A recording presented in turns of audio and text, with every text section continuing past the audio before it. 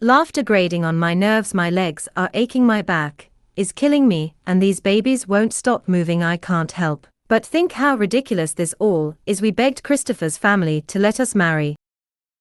I never thought I'd end up here, suffocating in a wedding dress that feels more like a prison than a celebration of love.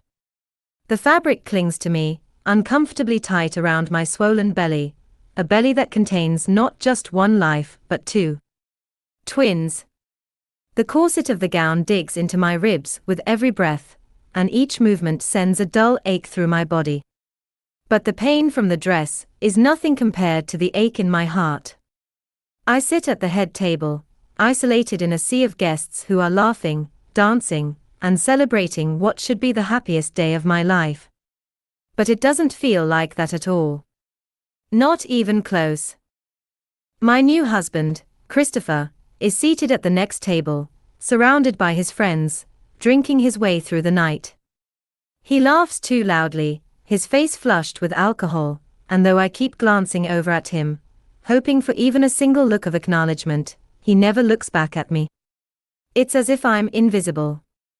His mother, Emma, flits through the crowd like a queen among her subjects, her laughter as sharp and false as the diamonds glittering around her neck.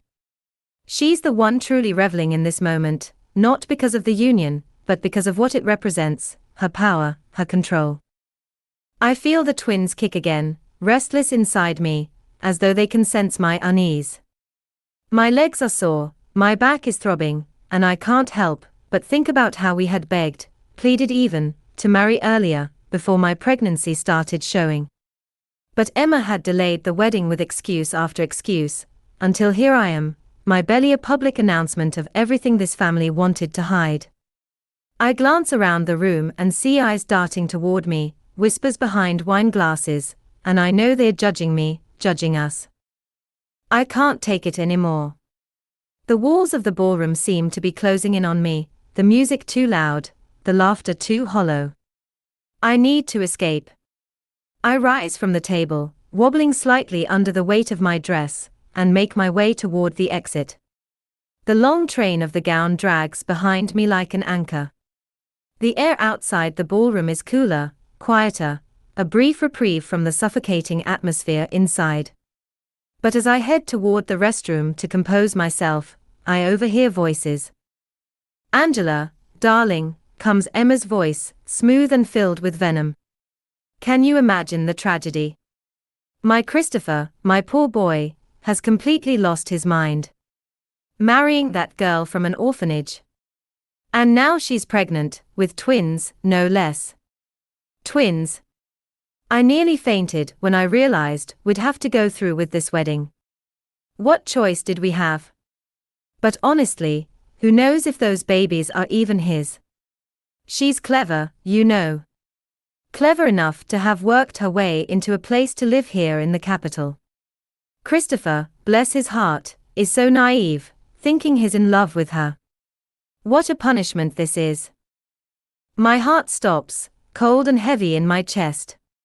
Emma's words are sharp, each one a dagger twisting deeper into me. I grip the wall for support, my fingers shaking, my throat tight. How could she say such things? How could she be so cruel? And what hurts even more is the realization that, deep down, I always knew she felt this way about me. I knew she resented me for coming into her perfect world, her pristine family, and now here's the proof, laid bare in her words. For a moment, I consider storming in and confronting her, but what good would it do? I know how Emma works. She'd smile sweetly, deny it all, make me feel as though I were imagining things. No, confronting her won't change anything. It won't stop the whispers or the judgment. It won't make Christopher care any more than he already does, which, as I look back on the past few months, I realize might not be much at all. I take a deep breath, steeling myself, and walk back toward the ballroom. As I approach the entrance, I pause, my hand hovering over the door handle. Inside, the music is still playing, the guests are still laughing and dancing, oblivious to the storm raging inside me. I glance back toward Christopher, hoping, praying, that he might notice I'm gone, that he'll come looking for me, worried, concerned. But he doesn't. He's still laughing with his friends, his back to me, completely unaware of the turmoil inside my heart. I can't go back in. Not like this. Not after what I've just heard. I turn and walk out into the night. The cool breeze feels like a slap, jolting me out of my daze. The stars overhead glitter in the dark sky, indifferent to the mess that my life has become. I walk, my feet moving of their own accord, down the path that leads away from the estate, away from the life I've somehow found myself trapped in. I don't know how long I walk, only that I need to escape, to breathe, to think. How did it all go so wrong? How did I end up here, married to a man who barely acknowledges me, with a mother-in-law who despises me, and 2 babies growing inside me who deserve so much more than this? I stop by the edge of the garden, my breath coming in shallow gasps. I place a hand on my belly, feeling the twins move, and tears blur my vision. They don't deserve this. They deserve a life filled with love, with joy, with security. Not a life where their mother is treated like an outsider, an inconvenience. But what can I do? I'm trapped. Trapped in a marriage that feels like a prison, bound to a man who, if I'm honest with myself, I'm not sure even loves me anymore. I wipe away the tears that have started to fall, taking a deep, steadying breath. I can't think like that. I have to stay strong. Not for me, but for them. For my children. They're all that matters now. I hear footsteps behind me, and I quickly wipe my eyes, turning to see one of the waitstaff approaching. He gives me a sympathetic look, clearly unsure of whether to speak. "Is there anything you need, Mrs. Johnson?" he asks, his voice soft, respectful. Mrs. Johnson. The name still feels foreign, as though it belongs to someone else. I shake my head. "No, thank you," I manage to say, forcing a smile. "I'm just taking a moment." He nods, then retreats back toward the ballroom, leaving me alone once more. I stand there for a long time, the night growing colder around me, the weight of everything pressing down harder and harder. I think back to my childhood, to the orphanage where I grew up. It wasn't a bad place, not really, but it was lonely. So very lonely. And I had vowed, all those years ago, that I would never feel like that again. I had promised myself that I would build a life where I was loved, where I belonged. But here I am, more alone than I've ever felt in my life. The irony is almost too painful to bear. I finally make my way back to the mansion, my steps heavy, my heart even heavier. The house is dark when I enter, the grand, empty rooms echoing with silence. I climb the stairs to the bedroom I share with Christopher, or used to share. These days, he rarely sleeps here. He stays out late, claiming work or friends as an excuse, but I know better. I know he's avoiding me, avoiding the reality of what our life has become. I collapse onto the bed, my body exhausted, my mind racing. This isn't the life I wanted. This isn't the marriage I dreamed of. I wanted a partner, a family, love. But what I've gotten is a cold, indifferent husband and a mother-in-law who sees me as nothing more than a burden. And I don't know how much more I can take. As the night drags on, I find myself slipping in and out of a restless sleep, haunted by dreams of the past. I see the orphanage, the cold, sterile walls, the nurses who raised me, their kind faces offering comfort that I desperately long for now. I dream of my younger self, sitting by the window, watching other children leave with their new families, wondering if anyone would ever choose me. And now, even though I've been chosen, I feel just as abandoned as I did back then. I wake up the next morning, the sun filtering weakly through the curtains. The house is still silent, empty. Christopher never came home. I try to call him, my fingers trembling as I dial his number, but it goes straight to voicemail. I leave a message, my voice shaky and unsure, asking him to call me when he can. I wait. And wait. But hours pass, and there's no response. The day stretches out before me like an endless void. I wander through the mansion, my mind racing, trying to figure out what to do next. Part of me wants to confront Emma, to tell her exactly what I overheard, to demand answers. But what would be the point? She'd only twist my words, make me out to be the villain. And Christopher, he wouldn't believe me. He's too wrapped up in his mother's influence, too blind to see the truth. I think about leaving. Packing up and disappearing. But where would I go? How would I survive? I'm carrying twins, and I'm still in school. The thought terrifies me, but the idea of staying here, in this house, in this marriage, is equally terrifying. As I'm lost in thought, the front door finally creaks open, and Christopher stumbles in. He reeks of alcohol and perfume, his clothes rumpled, his eyes bloodshot. He doesn't even look at me as he collapses onto the couch, his head lolling to the side. I stand there, staring at him, waiting for him to say something. Anything. But he doesn't. He's lost in his own world, oblivious to the storm brewing inside me. I can't do this anymore.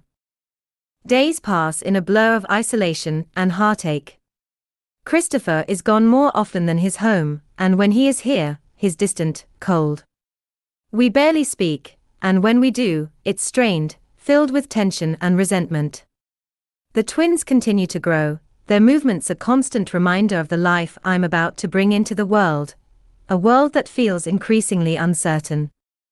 One evening, as I sit alone in the living room, the twins kicking restlessly inside me, Christopher finally comes home.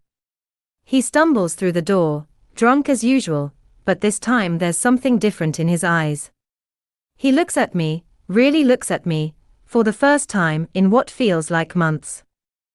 I'm going on a business trip, he slurs, his words slow and heavy. I'll be gone for a few weeks. I blink, trying to process what he's saying. A business trip. Now? What if the babies come early? He shrugs, clearly not interested in my concerns. You'll be fine. My parents will help if you need anything. His parents. The thought sends a wave of nausea through me. The last people I would ever want to turn to for help are his parents, especially Emma. I can already imagine the smug look on her face if I had to go to her for anything. Christopher, I say, my voice trembling with a mixture of frustration and fear. I can't do this alone. I need you. He finally looks at me, but his eyes are cold, devoid of any real emotion. You'll manage, he says flatly, before turning and walking out the door. I stand there, frozen in place, as the door closes behind him. He's gone. And I'm alone. Completely and utterly alone. The days drag on after Christopher leaves, each one heavier than the last. The twins are restless, moving constantly, and I'm terrified of what the future holds. I try to focus on my studies, to distract myself from the growing sense of dread, but it's hard to concentrate when my entire world feels like it's crumbling around me. Then, one night, the pain hits. It's sharp, sudden and terrifying. I clutch my belly, gasping for breath as the contractions start. Too soon. It's too soon. Panic floods my veins as I realize what's happening. I grab my phone, my hands shaking as I dial for an ambulance. The ride to the hospital is a blur of pain and fear. The nurses rush me into surgery, their faces a mix of concern and urgency. I can barely keep my eyes open, the pain too overwhelming, but I hold on. I have to hold on. For them. For my babies. Hours later, I wake up in a sterile hospital room, my body aching and weak. The first thing I see is the bassinets beside my bed. Two tiny, perfect babies, sleeping peacefully. A boy and a girl. They are here. They are safe. Relief washes over me, but it's quickly followed by a wave of crushing loneliness. Christopher isn't here. He hasn't called. He hasn't come. I reach out, my fingers trembling as I touch their soft cheeks. They are so small, so fragile. I'm their mother. Their only parent, it seems. And I have to be strong. For them. The days after the twins' birth are a whirlwind of exhaustion and fear. I'm discharged from the hospital, but I have nowhere to go. Christopher is still gone, and I'm left to fend for myself in a cramped apartment that's too small for 3 people, let alone 2 newborns. I'm drowning. Financially, emotionally, physically. I don't have a crib. I don't even have a stroller.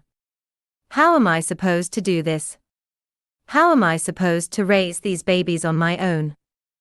But then, something miraculous happens. Emily, one of the kind nurses who had cared for me during my hospital stay, introduces me to her brother, Alexander. He's gentle, kind, and from the moment he meets the twins, I can see the love in his eyes. He helps me in ways I never expected, offering support, bringing groceries, even arranging for a stroller to be delivered. He's the first person in a long time who makes me feel like I'm not alone. As the months pass, Alexander becomes more than just a friend. He becomes my rock. He's there for me, for the twins, in ways that Christopher never was. Slowly, cautiously, I start to open my heart to him.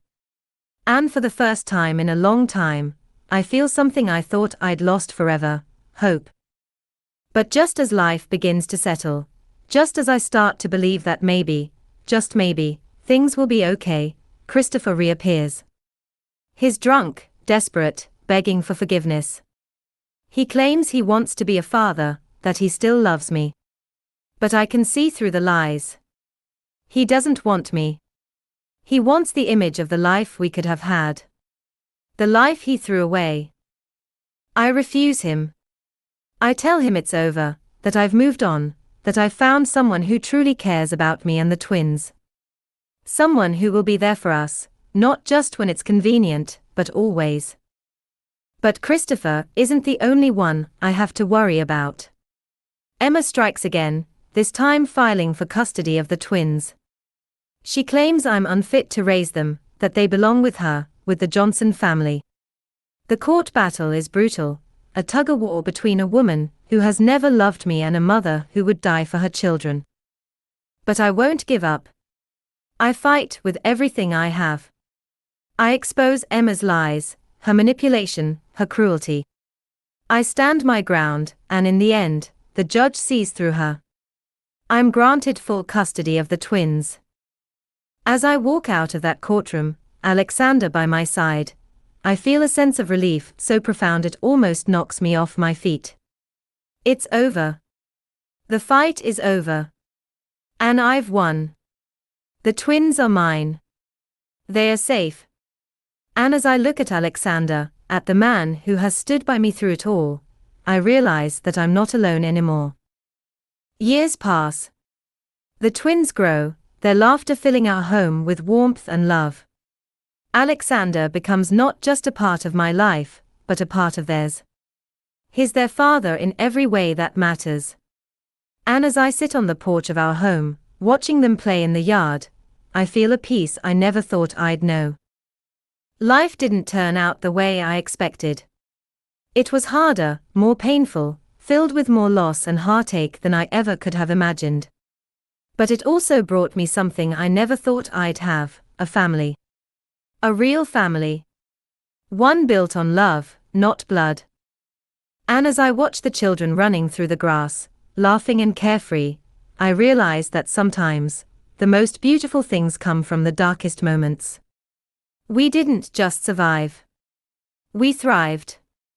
And for the first time in my life, I feel whole.